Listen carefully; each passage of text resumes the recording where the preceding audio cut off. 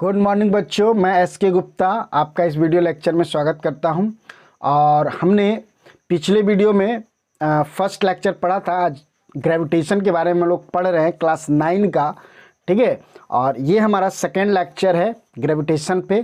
तो चलिए हम लोग स्टार्ट करते हैं, ठीक है। इक्वेशन ऑफ मोशन, ठीक है। When an object is falling freely toward earth और थ्रोन वर्टिकली अपवर्ड। तो इसमें क्या है बच्चों, इसमें हम लोग देखते हैं कि सपोज ये हमारा क्या है, अर्थ है। ये हमारा क्या है, अर्थ है। तो इससे जब भी हम लोग कोई स्टोन को अर्थ से ऊपर की ओर फेंकते हैं, देखिए ऊपर की ओर कोई स्टोन को फेंके या कोई भी ऑब्जेक्ट को ऊपर से नीचे की ओर यदि गिरता है तो होता क्या है कि उस समय हमें उस ऑब्जेक्ट की वेलोसिटी फाइंड करनी पड़ती है, या उसका कितना वो डिस्टेंस ट्रेवल किया वो फाइंड करना पड़ता है। तो उसके लिए, ठीक है, इक्वेशन की ज़रूरत होती है, फार्मूला की ज़रूरत होती है। वही फार्मूला के बारे में अभी हम लोग, वही इक्वेशन ऑफ मोशन के बारे में हम लोग स्टडी करेंगे, यहाँ पे चर्चा कर रहे हैं। तो चलिए देखते हैं। यहाँ पे देखिए कि फर्स्ट इक्वेशन ऑफ मोशन आप इसको कह सकते हैं, ऐसे ये नहीं है। तो ये v is equal to u plus g t, ठीक है। ये फर्स्ट इक्वेशन ऑफ मोशन है। देखिए ये मेरा क्या है, फाइनल वेलोसिटी है, ये इनिशियल वेलोसिटी है, plus acceleration due to gravity, और ये मेरा टाइम हो गया। उसी तरह से सेकेंड इक्वेशन ऑफ मोशन ये आप देखिए, ठीक है, ग्रेविटी के केस में, ठीक है। जब अर्थ से किसी बॉडी को ऊपर की ओर फेंका जाए या उस अर्थ पे अट्रैक्ट होकर के वो नीचे की ओर गिरे, ठीक है, तब ये इक्वेशन आपको यूज करना है। तो h is equal to u t plus half g t का स्क्वायर, ठीक है। उसी तरह से थर्ड इक्वेशन ऑफ मोशन है, ये देखिए v square is equal to u square plus 2gh, ठीक है। ये g क्या है, एक्सेलरेशन ड्यू टू ग्रेविटी, और ये क्या है, हाइट है। अर्थ से कितने हाइट पे वो ऑब्जेक्ट फेंका गया या कितने हाइट से वो अर्थ पे गिरा, तो वो हाइट यहाँ पर है, ठीक है। ये तीनों इक्वेशन का हम लोग यूज करके, ठीक है, यदि आपके पास देखिए जितना वेरिएबल है, जैसे 1 2 3 4 वेरिएबल है, तो यदि 3 वेरिएबल आपको फाइंड है तो फोर्थ वाला वेरिएबल आपको निकालने के लिए बोलेगा, ठीक है। तो इससे न्यूमेरिकल भी आता है एग्जाम में, ठीक है। तो न्यूमेरिकल तो हम लोग अगले वीडियो में, नेक्स्ट वीडियो में बनाएंगे, मतलब कि, ठीक है। अभी हम सिर्फ इस इक्वेशन के बारे में ये पढ़ रहे हैं, ठीक है। तो इसको आप नोट डाउन कर ले, और इससे रिलेटेड क्वेश्चन हम नेक्स्ट वीडियो में बनाएंगे, ठीक है। चलिए आगे बढ़ते हैं। अब जो है हम लोग यहाँ पे देखेंगे, देखिए केस 2, सॉरी यहाँ पे बार हाँ, केस 2 में क्या है कि when object is falling from rest position means initial velocity u is equal to 0। तो जब u इजकल टू 0 हो जाएगा ना, तो होगा क्या, ये वाला इक्वेशन इसमें कन्वर्ट हो जाएगा। यानी यहाँ पे देखिए ये u तो 0 हो गया, तो v इजकल टू क्या हो गया, gt आपका आ जाएगा v इजकल टू gt। ये इक्वेशन काम करेगा, ठीक है। अब ये u इजकल टू 0 है, तो फिर ये वाला equation second equation of motion ये ऐसा हो जाएगा, और ये फिर थर्ड इक्वेशन ऑफ मोशन ये ऐसा हो जाएगा, ठीक है। यानी यहाँ पे u का वैल्यू हम लोग 0 कर देते हैं, ठीक है, जब v इजकल टू 0। और अब देखिए यहाँ पर और एक केस देखते हैं, केस 3। तो यहाँ पर जब आपका g नेगेटिव हो, तो g नेगेटिव कब होगा, तो g नेगेटिव तब लेना है जब मान लें कि ये मेरा अर्थ है और ऑब्जेक्ट ऊपर की ओर फेंका जा रहा है, ठीक है। तो उस केस में हम लोग g को नेगेटिव लेते हैं, और जब g को आप नेगेटिव लीजिएगा ना, तो नेगेटिव लीजिएगा तो देखिए इक्वेशन आपका ऐसा हो जाएगा, v is equal to u minus g t, ठीक है, h is equal to u t minus half g t square, ठीक है। और यहाँ पर भी आप देखिए कि ये माइनस लगा हुआ है यहाँ पे, तो बस माइनस साइन लगा देना है, इक्वेशन ये आपका हो जाएगा, ठीक है। चलिए अब हम लोग जो है कि मास के बारे में स्टडी करते हैं। तो देखिए बच्चों, मास क्या होता है, तो किसी बॉडी में जो क्वांटिटी कंटेन होती है ना, उसी को हम लोग मास कहते हैं, ठीक है। ये डायरेक्शन पे डिपेंड नहीं करता है, ये स्केलर क्वांटिटी होता है, ठीक है। और ये एनर्शिया पे डिपेंड करता है, किसी बॉडी का जितना एनर्शिया होगा उसका मास भी उतना ही होगा, ठीक है। ये आप याद रखें। तो यहाँ पर देखते हैं कि the mass of a body is the quantity of matter contained in it, ठीक है। Mass is a scalar quantity, बता चुके हैं, which has only magnitude but no direction.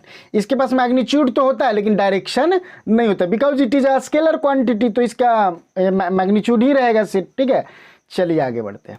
अब यहाँ पर आप देख सकते हैं कि SI यूनिट ऑफ मास, मास को आप लोग कैसे मेजर करेंगे, आपका यूनिट क्या होना चाहिए, तो आपका यूनिट होना चाहिए किलोग्राम, ठीक है, which is written in short form, ठीक है, एज केजी, इसको हम लोग केजी, इसका SI यूनिट होता है, ठीक है। कोई पूछे कि मास का SI यूनिट क्या है तो केजी, कोई क्या एग्जाम में पूछेगा तो आपको केजी लिखना है, ठीक है।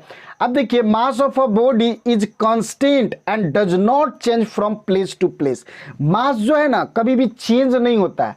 यदि किसी ऑब्जेक्ट का मास इंडिया में 5 kg है तो अमेरिका में भी उसी ऑब्जेक्ट है, उसी ऑब्जेक्ट का वही ऑब्जेक्ट को जब हम लोग वहां पे ले जाएंगे तो वहां पर भी वो उसका मास वही होगा। ये प्लेस टू प्लेस चेंज नहीं करता है। आप इसको मार्स पे भी ले जा करके इसको आप मेजर करेंगे तो वो आपको जो है 5 kg ही ये होगा, ठीक है। यानी मास चेंज नहीं होता है, ये कांस्टेंट होता है, ठीक है। अब देखिए कि मास of a body is usually denoted by small m, इसको हम लोग स्मॉल m से दिखाते हैं, ठीक है। मास of a body can not be zero, तो किसी भी बॉडी का मास जो है ना जीरो नहीं होता है, ये भी आप नोट डाउन करें, आप इसे माइंड में सेट कर ले, ठीक है। अब जो है वेट, ठीक है, तो वेट क्या होता है एक्चुअली, जो हम लोग बोलते हैं ना, जैसे बोलते हैं कि अपने फ्रेंड से पूछते हैं कि फ्रेंड आपका वेट कितना है, तो वो बोलता है 50 kg, ठीक है 50 kg, तो वो वेट नहीं, अपना वो वेट तो बता रहा है लेकिन उसमें यूनिट जो यूज कर रहा है ना वो केजी यूज कर दे रहा है, जो कि गलत है, ठीक है। तो वेट और मास में अंतर है, ठीक है, वेट और मास में अंतर है, ठीक है, डिफरेंस है इसमें। तो मास तो आप देखिए उसमें जो क्वांटिटी होता है उसको हम लोग मास बोलते हैं, लेकिन वेट क्या होता है, वेट एक्चुअली फोर्स है, वेट एक्चुअली क्या है, फोर्स है, ठीक है। तो किसी भी ऑब्जेक्ट का जो वेट होता है, ठीक है, वो कैसे कैलकुलेट किया जाता है, तो देखिए mg के अकॉर्डिंग उस ऑब्जेक्ट का मास जितना है वो, और उस पर जो gravity, acceleration due to gravity जितना काम कर रहा है वो दोनों को जब इनटू कर देते हैं ना, तो जो आंसर आता है उसी को हम लोग वेट बोलते हैं, ठीक है। तो वेट एक्चुअली है क्या, फोर्स ही है, ठीक है। तो W इक्वल टू mg, ठीक है। आप इसे बढ़िया से और देखें, चले देखें कि the force with which N object is attract toward the centre of earth is called the weight of the object, ठीक है। तो अर्थ क्या है ना, अर्थ अपने आसपास के जितने भी ऑब्जेक्ट है उसको अपनी ओर अट्रैक्ट करती है, ठीक है। तो अट्रैक्ट जिस फोर्स से वो अट्रैक्ट करती है ना, जितना भी वो जितना न्यूटन का फोर्स लगाती है उसी को हम लोग वेट कहते हैं, ठीक है। तो किसी का मास ज़्यादा होता है, किसी का मास कम होता है, तो उसी के अकॉर्डिंग वो फोर्स भी लगाती है, ठीक है। तो जितना फोर्स लगा वही उसका वेट होता है। तो बात समझ में आ रहा है। तो यहाँ पर आप देखें कि फोर्स इजकल टू क्या होता है फार्मूला, मास इनटू एक्सेलरेशन, लेकिन यहाँ पे A इजकल टू G होगा क्योंकि अर्थ के कारण उस पर एक्सेलरेशन जनरेट हो रहा है, तो इसीलिए हम लोग A ना लिख कर क्या लिखेंगे, G लिखेंगे, ठीक है। तो अब फार्मूला क्या हो गया, F इजकल टू mg, ठीक है। और F क्या है, F फोर्स है, और फोर्स ही तो वेट होता है ना, तो इसीलिए इसको हम लोग W में कन्वर्ट कर देंगे, यानी W इजकल टू mg, ठीक है। ये आपका क्या है कि वेट है, ठीक है, किसी ऑब्जेक्ट का वेट है। यानी आप यहां से क्लियरली देख सकते हैं कि किसी का वेट जो है उसके मास पे और उस पे लगने वाले acceleration due to gravity g के वैल्यू पे डिपेंड करता है। It is the product of mass of the object and acceleration due to gravity. ये दोनों के प्रोडक्ट के इक्वल जो होता है वही उस ऑब्जेक्ट का क्या होगा, वेट होगा, ठीक है। यानी वेट एक क्या है, ये फोर्स है, तो फोर्स एक वेक्टर क्वांटिटी होता है, ये डायरेक्शन पे डिपेंड करेगा, ठीक है। आप जैसे जैसे इसका आपका डायरेक्शन चेंज कीजिएगा, प्लेस टू प्लेस आप वैल्यू प्लेस चेंज कीजिएगा, तो आपका वेट जो है ना वो इंक्रीज डिक्रीज करते रहेगा, ठीक है, क्योंकि वेट जो है प्लेस पे डिपेंड करता है। आपका देखिएगा कि जुपिटर पे इसका वेट अलग होगा, मून पे अलग होगा, अर्थ पे अलग होगा। तो वेट क्या है ना, वेरी करता है फ्रॉम प्लेस टू प्लेस, ठीक है। तो ये आप याद रखें क्योंकि ये जी पे डिपेंड कर रहा है, ठीक है। अच्छा, एक इसका एसआई यूनिट क्या होगा, तो इसका एसआई यूनिट न्यूटन होता है क्योंकि ये फोर्स है, इसीलिए इसका एसआई यूनिट क्या होगा, न्यूटन होगा। आप देख ले, एसआई यूनिट इज न्यूटन, ठीक है, ये आप याद रखें। चलिए और आगे बढ़ते हैं हम लोग। यहाँ पे देखिए रिलेशन बिटवीन 1 kg वेट। तो 1 kg वेट का मतलब क्या होता है बच्चों कि ये होता है 9.8 न्यूटन के बराबर होता है, ठीक है। तो 1 kg वेट यदि कहीं लिखा है तो आप उसका वैल्यू आप ये भी दे सकते हो 9.8 न्यूटन, ठीक है, ये भी होगा, ठीक है। चलिए अब जो है यहाँ पे अब हम लोग देख लेते हैं distance distribute between mass and weight. तो मास और वेट में अंतर क्या है एक्चुअली, ठीक है। तो मास तो आप जान रहे हैं कि मास क्या होता है कि ये एक क्वांटिटी है, ठीक है, किसी बॉडी का जो क्वांटिटी होता है उसी को हम लोग मास कहते हैं, ठीक है। और यदि उसी मास पे gravitational force acceleration due to gravity काम कर रहा है तो वो दोनों को प्रोडक्ट को जी और उसका जो बॉडी का मास है वो दोनों के प्रोडक्ट को ही हम लोग क्या कहते हैं एक्चुअली वेट कहते हैं, ठीक है। तो आप देख लेते हैं आप कि we can measure mass of an object by its inertia, ठीक है। तो किसी का मास आपको जानना है तो उसका एनर्सिया आप फाइंड कर ले तो उसका मास कैलकुलेट हो जाएगा। अभी आप देखिए वेट कैसे फाइंड कर सकते हैं, तो यदि आप उसका मास जानते हैं तो उसके एक्सेलरेशन ड्यू टू ग्रेविटी से इनटू कर दे, ठीक है। ये देखिए mg ये दोनों इसका वैल्यू होता है 9.8, तो ये दोनों को इनटू कर दे, आपका जो आंसर आया वही क्या होता है वेट कहलाता है, ठीक है। अब देखिए the total quantity of matter contain in an object is called mass, ठीक है, वही डेफिनेशन फिर ये है। The gravitational force by which the earth attract an object is called weight, ठीक है। आप यहां से ये बोले तो ये क्या वेट एक्चुअली है क्या, तो उस ऑब्जेक्ट पे जो ग्रेविटेशनल फोर्स लग रहा है ना उसी के ये इक्वल होता है। यानी एक तरह से आप कह सकते हैं वेट एक ग्रेविटेशनल फोर्स है, ग्रेविटी, ठीक है, अर्थ के द्वारा जो लगाया गया फोर्स के इक्वल होता है, ठीक है। चलिए mass of object remains constant, mass कभी भी चेंज नहीं होता, ये कांस्टेंट होता है, ठीक है। लेकिन यहाँ पे क्या है बच्चों कि wait of the object is different at different places, ठीक है। यानी जो वेट है ना वो बार बार चेंज करते रहता है, वेट जो है वो बार बार चेंज करते रहता है प्लेस टू प्लेस, ठीक है, प्लेस टू प्लेस ये चेंज करेगा, ठीक है। अब measurement of mass is done by using a pan और बीम बैलेंस, ठीक है। तो इससे आप मास को मेजर कर सकते हैं, लेकिन जो वेट है उसको आप स्प्रिंग बैलेंस से वेट मेजर कर सकते हैं, ठीक है। तो ये डिफरेंस आता है 3 नंबर में देता है, तो इसे आप नोट डाउन कर ले और इसे एक बार और रिवाइज कर लीजिएगा और एग्जाम में इजीली आप लिख सकते हैं इसको, ठीक है। चलिए और यहाँ पे देखते हैं mass does not change even value of g is zero at any place. तो कहीं पे जी का वैल्यू 0 है तो भी वहां पे मास चेंज नहीं होगा, क्योंकि मास जो है जी पे डिपेंड करता ही नहीं है, लेकिन वेट डिपेंड करता है, ठीक है। तो यदि कहीं पे जी का वैल्यू 0 हो तो वहां पे ऑब्जेक्ट का वेट क्या हो जाएगा 0 होगा, ठीक है। तो ये बहुत गंभीर बात है, ठीक है, आप इसे नोटिस करें, ठीक है। चलिए अब आगे आते हैं हम लोग। अब ए फैक्टर अफेक्टिंग वैल्यू ऑफ जी, अभी क्या बोले कि जी का वैल्यू प्लेस टू प्लेस क्या करता है कि ये वैरी करता है, तो वैरी करता है तो फोर्स भी वहां पे क्या नहीं, हाँ जी का वैल्यू वैरी करता है, ठीक है। तो उसी के बारे में हम लोग अभी देख रहे हैं, ठीक है। तो यहाँ पे हम लोग जी के वैल्यू में जी का वैल्यू कहाँ वेरी करेगा अर्थ पे, उस पे हम लोग ज़्यादा स्टडी करेंगे, ठीक है। तो देखिए earth is not a perfect sphere, देखिए इसको हम लोग समझने के पहले इसको समझ लेते हैं उसके बाद पढ़ते हैं। देखिए होता क्या बच्चों कि हमारा जो सभी कोई मानते हैं कि अर्थ जो है परफेक्टली गोल है, ऐसा नहीं है। अर्थ क्या है एकदम इस तरह से अंडे के आकार का है, अर्थ कैसा है अंडे के आकार का है। तो होता क्या ये मेरा मान लेते ये देखिए सॉरी ये क्या हो गया,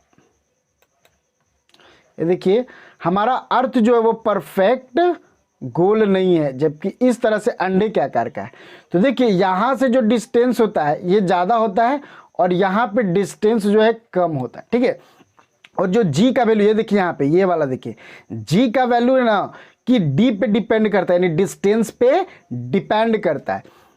यहाँ से आप इजीली देख सकते हैं यदि डी का वैल्यू ज़्यादा होगा तो जी का वैल्यू कम होगा, डी का वैल्यू ज़्यादा होगा क्योंकि इन्वर्सली प्रोपोर्शनल है ना, जी जो है डिस्टेंस का इन्वर्सली प्रोपोर्शनल है। तो जी ज़्यादा डी ज़्यादा होगा तो जी कम होगा, ठीक है, बात समझ में आ रहा है? तो देखिए यहाँ पे डी का वैल्यू ज़्यादा होता है, यहाँ डिस्टेंस ज़्यादा होता है और यहाँ पे डिस्टेंस कम होता है। इसीलिए अर्थ पे क्या होता है कि ये जो इसको बोलते हैं इक्वेटर, इसको क्या बोलते हैं? इक्वेटर। तो यहाँ पे इक्वेटर पे ये पूरा का पूरा इक्वेटर हो जाएगा यहाँ पे, ठीक है। तो इक्वेटर पे जी का वैल्यू कम होता है, इक्वेटर पे जी का वैल्यू कम होता है और ये मेरा कहलाता है पोल, ठीक है। ये वाला आपका जो है पोल कहलाएगा यहाँ पे, ये यहाँ पे ये जो हो गया ये पोल हो गया, ठीक है। एक यहाँ से एक एक्सिस जाती है इस तरह से, ठीक है।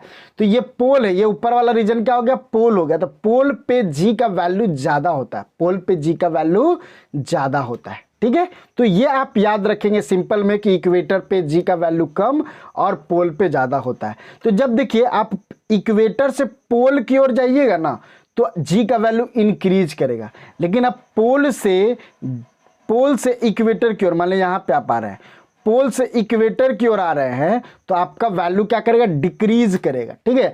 फिर यहाँ से देखिए इक्वेटर से आप पोल की ओर, साउथ पोल की ओर जा रहे हैं, देखिए नीचे जा रहे हैं, साउथ पोल की ओर जा रहे हैं इधर नीचे में, तो भी आपका वैल्यू क्या है? इंक्रीज करेगा, ठीक है। और फिर यहाँ से आप इधर जाइएगा तो डिक्रीज करेगा, ठीक है। तो ये आपको याद रखना है। चलिए अब यहाँ पे देखिए, earth is not perfect sphere, the radius of earth increase when we go from pole to equator. Equator की ओर जाते हैं तो वो इंक्रीज करता है। Therefore, in most of the calculation, we can take g as constant at the surface of Earth or closer to it. But as we move away from Earth, we can use the equation. ये equation use करके हम लोग g का value निकाल लेते हैं, ठीक है। जैसे आप यहाँ पे देखिए एक एग्जाम्पल के थ्रू इसको समझाया भी गया है, एक एग्जाम्पल के थ्रू समझाया गया है। अरे सॉरी यहाँ पे देखिए ये क्या समझाया गया है कि calculate the value of g at a height of 128 kilometre from the centre of the earth, ठीक है। तो ड्रॉ इट्स इंटरप्रिटेशन, ठीक है। तो यहाँ पे आप देखें कि यदि कि मान लेते ये मेरा अर्थ है, ये अर्थ है और अर्थ का जो रेडियस होता है ना, ये रेडियस वो 6400, देखिए 6400 किलोमीटर है, ठीक है। लेकिन यहाँ पे कितना? 128 किलोमीटर है, यानी इसका अब और डिस्टेंस यहाँ तक जाएगा, ठीक है। तो ये 6400 इधर और फिर ये 6400 इधर हो जाएगा, ठीक है। आप इतना ही माने ना इसको, यहाँ पे ऑब्जेक्ट है, ठीक है, यहाँ पे ऑब्जेक्ट है। तो 6400 इधर हो गया और 6400 इधर हो गया, ठीक है। यानी डबल रेडियस के बराबर आपका क्या हो गया? हाइट हो गया, ठीक है। सेंटर से, ये अर्थ का सेंटर से इतना डिस्टेंस पे कोई ऑब्जेक्ट रखा हुआ है, तो आपका क्या होगा? जी का वैल्यू क्या होगा वो हम लोग देखते हैं, ठीक है।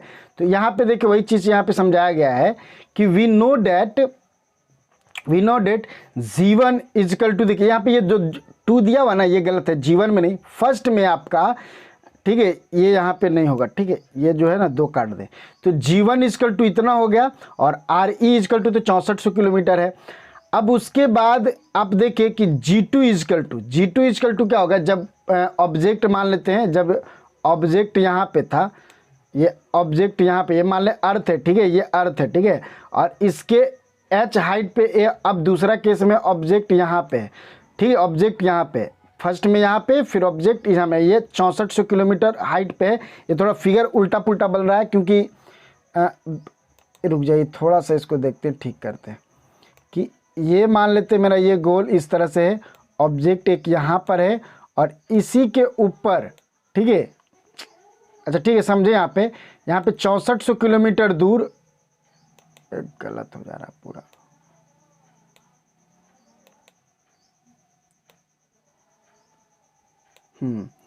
ठीक है, यहाँ पर है और एक ऑब्जेक्ट यहीं पे मान लेते हैं हम लोग, यहाँ पे मान लेते हैं, ठीक है, इतना डिस्टेंस पे है। तो यहाँ पे जो है ना, यहाँ पे जो है, यहाँ पे उसके लिए जी का वैल्यू देखिए ये होगा, जो कि इसको हम लोग कट करेंगे, ये 2 को कट कर देंगे, ये होगा। और इस पॉइंट पे जो ऑब्जेक्ट है यहाँ पे, उसके लिए जी का वैल्यू ये है, ठीक है, क्योंकि यहाँ पे डबल हो गया, रेडियस थोड़ा बढ़ गया है, यहाँ पे हाइट बढ़ गया है। तो अब ये होगा क्या? ये दोनों को अब डिवाइड करते हैं, G1/G2, तो होगा क्या? G1/G2 यहाँ पर हम लोग देखते हैं, G1/G2 में तो ये देखिए कट छट करके आएगा 4/1, कट छट के क्या आएगा? 4/1। यानी जी का वैल्यू क्या हो रहा है, G2 का वैल्यू आप देखिए, G1 जो है G2 को 4 से इंटू कीजिएगा ना, तब G1 का वैल्यू आएगा। यानी हाइट बढ़ने से क्या हो गया, जी का वैल्यू घट गया, जी का वैल्यू घट गया। ठीक है, यानी आप यहां से इजीली देख सकते हैं कि the value of gravitational acceleration g decrease with increase height. Height जैसे जैसे बढ़ेगा उस तरह से जी का वैल्यू क्या है, घटते जाएगा, जी का वैल्यू क्या है, घटते चले जाएगा। ठीक है, चलिए और एक यहाँ पे हम लोग देखते हैं कि the weight of an object on moon is 1/6 of the weight on earth. ठीक है, तो जब जी का वैल्यू चेंज होता है ना, तो वेट का भी, कोई ऑब्जेक्ट है उसका वेट का भी वैल्यू चेंज हो जाता है। ठीक है, तो इसीलिए आप सुने भी होंगे या फिर नहीं सुने तो यहाँ सुन लीजिए कि किसी ऑब्जेक्ट का वेट अर्थ पे जितना होगा ना, उसका 6th भाग जो है वो मून पे होगा। यदि कोई ऑब्जेक्ट यहाँ पे 60 kg का है ना, तो वहां पे उसी का वेट कितना होगा, 10 kg का होगा। ठीक है, 6 से डिवाइड करके आप उसको कैलकुलेट कर सकते हैं। तो यहाँ पे आप देख सकते हैं कि उसका फार्मूला कैसे जनरेट होगा, कैसे हम लोग इसको प्रूफ करेंगे। तो यहाँ पे आप देखें कि ये देखिए, अर्थ पे जो ग्रेविटेशनल फोर्स है वो है, ये आपका अर्थ का मास है और ये आपका क्या है, मून का, सॉरी हाँ, ये ऑब्जेक्ट का मास है, ये मेरा ऑब्जेक्ट का मास है। ठीक है, और ये ग्रेविटेशनल कांस्टेंट है, ये रेडियस हो गया अर्थ का। ठीक है, तो ये ग्रेविटेशनल फोर्स है ऑब्जेक्ट और अर्थ के बीच में। ठीक है, और यहाँ पर आप देखिए ये ग्रेविटेशनल फोर्स है अर्थ, सॉरी अर्थ बोल रहे हैं, मून और ऑब्जेक्ट के बीच में। देखिए दो केस है, एक केस में ऑब्जेक्ट को अर्थ पे रखे हैं और एक केस, दूसरे केस में ऑब्जेक्ट को मून पे रखे हैं। तो जब ऑब्जेक्ट को अर्थ पे रखेंगे तो वहां पे देखिए ग्रेविटेशनल फोर्स ये काम करेगा, और दूसरे केस में जब ऑब्जेक्ट को हम मून पे रखेंगे तो वहां पर ग्रेविटेशनल फोर्स का फॉर्मूला ये लगेगा। अब ये दोनों को जब हम लोग डिवाइड करेंगे, जब ये दोनों को डिवाइड करेंगे तो आपको देखिए ये आएगा यहाँ पे। ठीक है, ये अर्थ का मास हो गया, ये ऑब्जेक्ट का, ये सॉरी ऑब्जेक्ट बोले मून का मास हो गया, और अर्थ का मास तो देखिए ये और ये कैंसल ही हो जाता है, ये कैंसल हो जाता है, और ये मून का रेडियस है और ये मेरा अर्थ का रेडियस है। ठीक है, अब देखिए एक कैलकुलेट किया गया, ये मेजर किया गया है कि अर्थ का जो रेडियस है ना, अर्थ का रेडियस वो आपका 4 टाइम्स है मून के रेडियस का। यानी अर्थ का रेडियस बड़ा है मून के रेडियस से, तो मून का रेडियस जितना होता है ना उसको आप 4 से इंटू कर दीजिएगा तो आपका जो है अर्थ का रेडियस आ जाएगा। ठीक है, और यहाँ पर आप देखिए मास में भी डिफरेंस है। ठीक है, अर्थ का मास अलग है और मून का मास अलग है।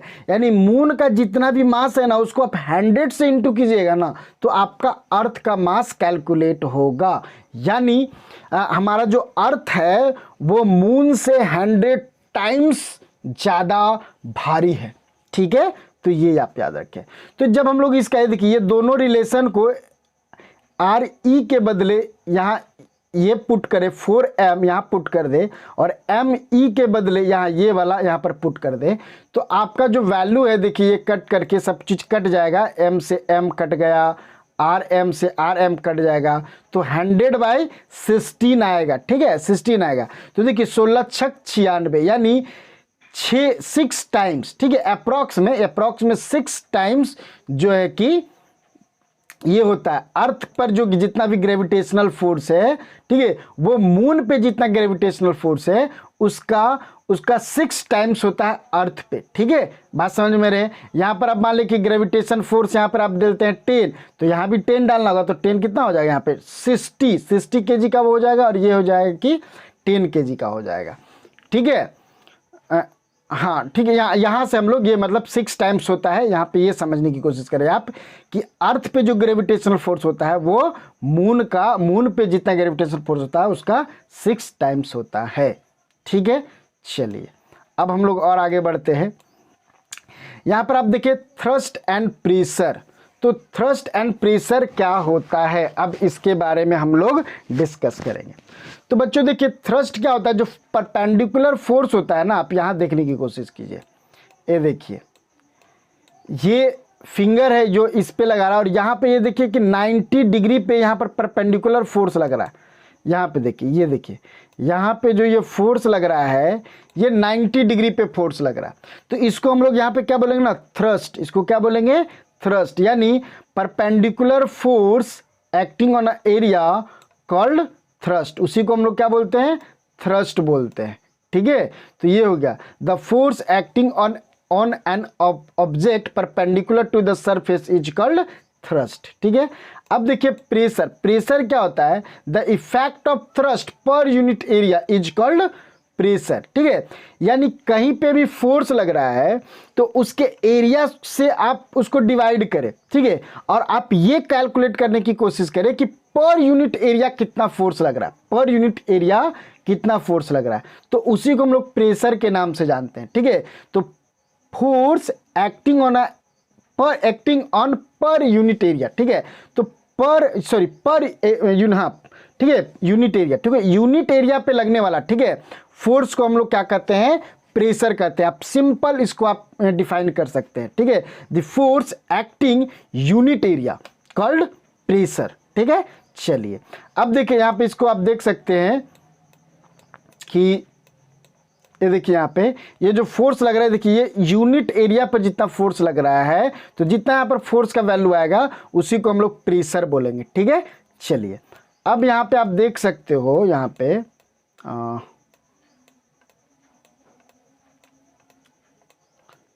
कि pressure equal to force by area, ये फार्मूला हुआ।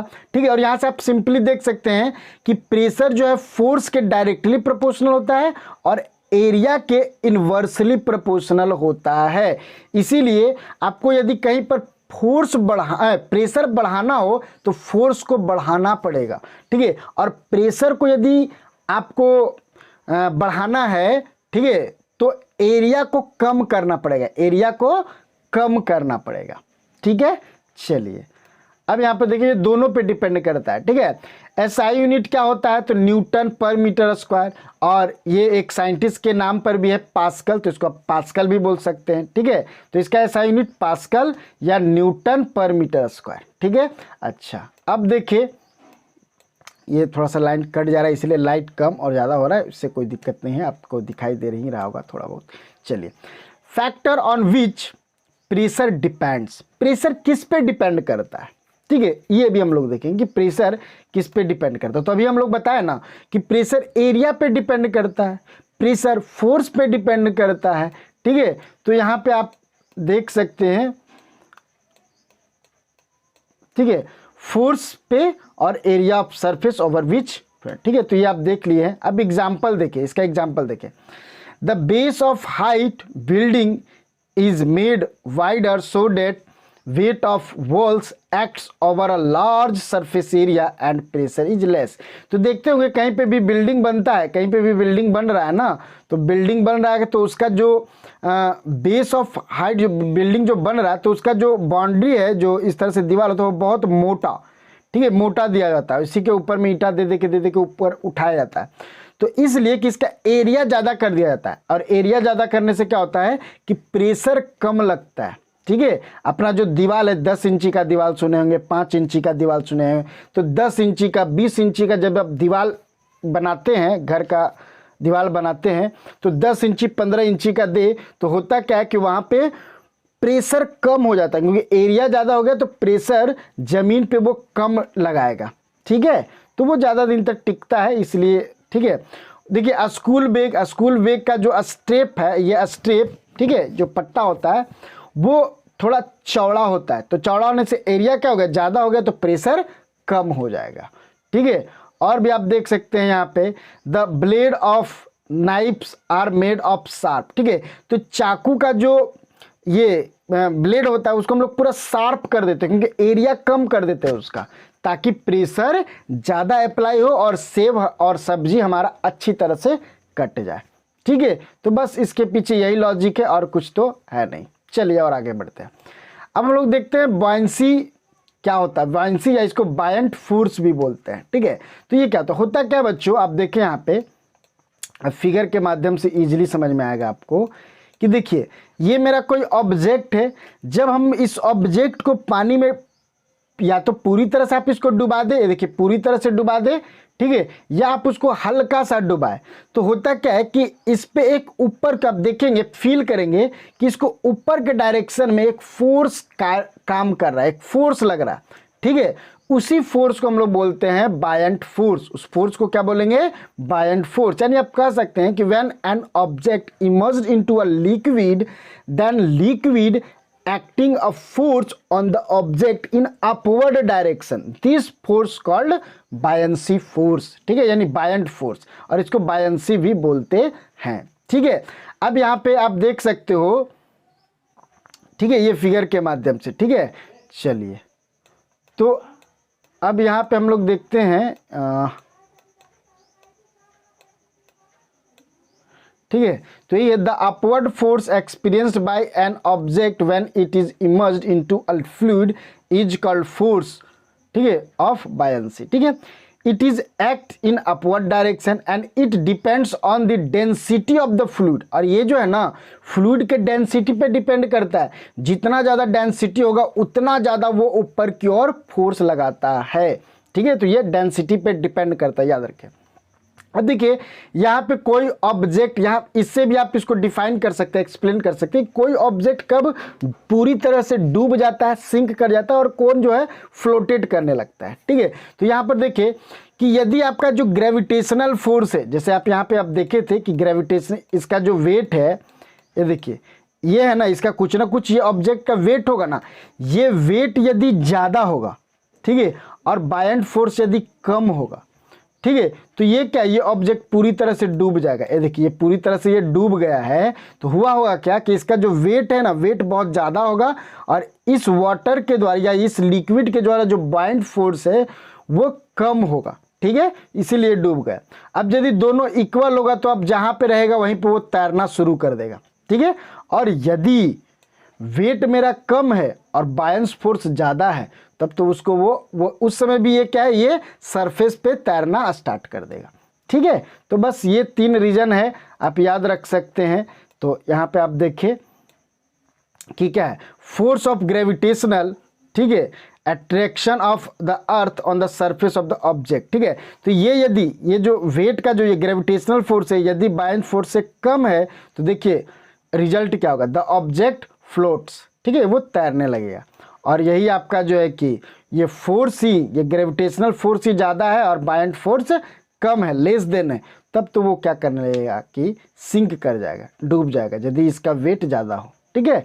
चलिए अब आते हैं, तो इसी रीजन पे भी हम लोग एक्सप्लेन कर सकते हैं कि जो अल्पिन है वो सिंक कर जाता है, डूब जाता है, ठीक है, एंड वोट एंड शिप क्या करने लगता है, फ्लोटेट करने लगता है, ठीक है। तो बाइंड फोर्स उस पर ज़्यादा लगता है, ठीक है, इसीलिए वोट जो है तैरने लगता है। अब क्यों लगता है वो हम लोग और आगे पढ़ेंगे आर्किमिडीज प्रिंसिपल में, ठीक है। तो चलिए आगे, अब देखिए डेंसिटी क्या है, डेंसिटी के बारे में हम लोग चर्चा करेंगे, ठीक है। तो डेंसिटी क्या होता है, मास पर यूनिट वॉल्यूम, मास per unit volume called density, ठीक है।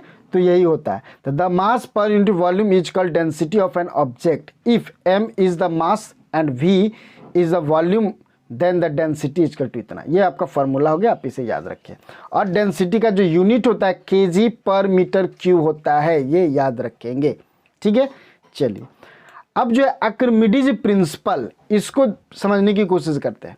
तो आर्किमिडीज प्रिंसिपल का देखिए कहना बस यही है, देखिए इसके बारे में हम लोग थोड़ा सा देखिए इस फिगर के माध्यम से समझते हैं, और उसके बाद हम लोग कुछ ये करेंगे इस फिगर के। तो आर्किमिडीज का कहना है ना कि यदि आप कोई ऑब्जेक्ट, मान लीजिए देखिए ऑब्जेक्ट है जो 5 kg का है, यदि आप किसी इसको लिक्विड में डुबाते हैं, इस ऑब्जेक्ट को आप इस लिक्विड में देखिए यहाँ पे डुबा देते हैं, तो होगा क्या, इससे इसका वेट कम हो जाएगा, इसका जो वेट है वो कम हो जाएगा, और जितना वेट कम होगा ना उतना ही वाटर ये क्या है, डिस्प्लेस कर देगा, ठीक है। यहाँ से देखिए पानी निकल करके इधर आ गया, डिस्प्लेस हो गया। तो जो डिस्प्लेस लिक्विड है और इसके वेट में जो कमी आई है वो दोनों इक्वल होगा, यही आर्किमिडीज का कहना है, ठीक है, कि when an object emerged in a liquid then the weight of the object decrease, and this decrease value is equal to the weight of the displaced water. तो ये जो डिस्प्लेस्ड वाटर है उसके इक्वल होता है। जैसे यहाँ पे देखिए कि 5 kg का था, ठीक है, अब यहाँ पे देखिए कितना बता रहा है, 3 kg का बता रहा है, यानी 2 kg का कमी आया है, ठीक है, 2 kg का कमी आया है।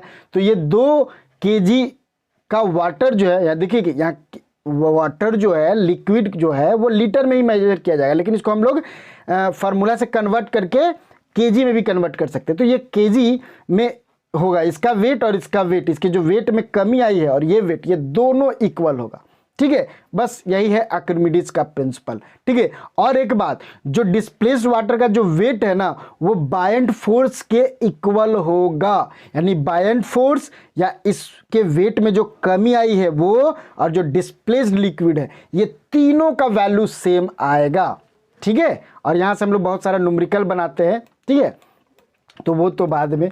अभी हम लोग यहाँ पे देखते हैं कि आर्किमिडीज प्रिंसिपल, यहाँ देखिए, तो it states when a object is immersed fully or partially in fluid, it experiences a upward force that is equal to the weight of the fluid displaced by it, ठीक है। तो wait में कमी आई उसके equal, या फिर ये देखिए बायंट फोर्स के इक्वल, तीनों तो एक दूसरे को इक्वल ही है ना, तो इस तरह से भी आप डिफाइन कर सकते हैं, ठीक है। चलिए आगे बढ़ते हैं। तो अब देखिए एप्लीकेशन ऑफ आर्किमिडीज प्रिंसिपल, ठीक है। तो इसी के प्रिंसिपल पे, इसी ये जो बताए हम लोगों को, इसी के अकॉर्डिंग हम लोग क्या कर सकते हैं, बहुत सारे यूज करते हैं इनके एप्लीकेशन से। देखिए आप क्या क्या है, it is used in determine the relative density.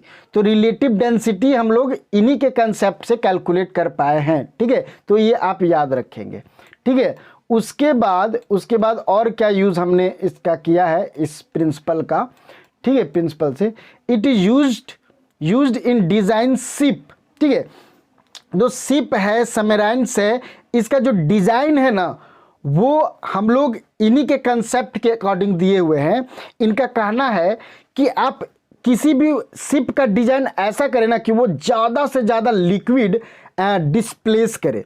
तो ज़्यादा से ज़्यादा वाटर को या लिक्विड को डिस्प्लेस करेगा तो होगा क्या कि उसके वेट में कमी आएगी। जो शिप जो बना है बहुत बड़ा, उसका वेट में क्या आ जाएगा, कमी आ जाएगा, और वो बढ़िया तरह से वो तैरेगा लिक्विड पे, वो डूबेगा नहीं, क्योंकि उसके डिजाइन ही हम लोग ऐसा दिए हैं। क्या करते हैं, वॉल्यूम को इंक्रीज कर देते हैं, क्या करते हैं, वॉल्यूम को इंक्रीज कर देते हैं, ठीक है, एक डिजाइन के थ्रू, और जिसके कारण क्या होता है कि ये वाटर ज़्यादा डिस्प्लेस करता है वो, और हमारा जो है कि शिप इजीली फ्लोट करता है, ठीक है।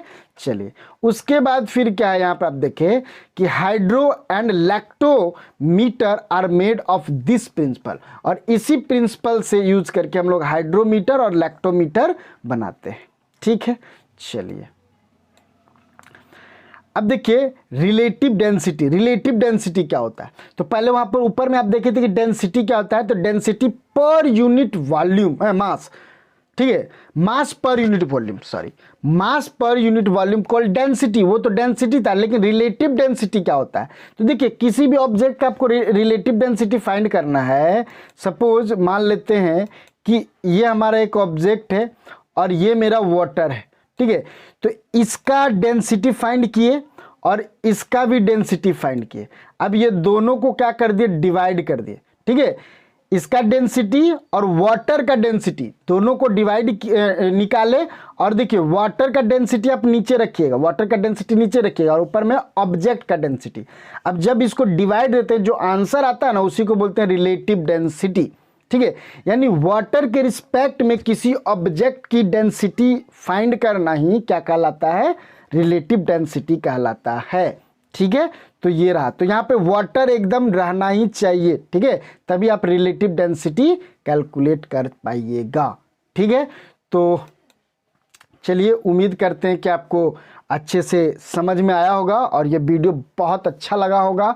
तो अच्छा लगा होगा तो इसे लाइक कीजिएगा और शेयर कीजिएगा, ठीक है, धन्यवाद, ठीक है। और ये जो न्यूमेरिकल है वो हम लोग नेक्स्ट वीडियो में करेंगे, ठीक है। थ्योरी का चैप्टर आपका यहाँ से कंप्लीट हो चुका है, ठीक है, पूरा का पूरा चैप्टर कंप्लीट हो चुका है थ्योरी का, ठीक है, बात समझ में आ रहा है। चलिए तो यहीं तक आप थ्योरी में यहीं तक आप नोट डाउन कीजिएगा, ठीक है। चलिए थैंक यू।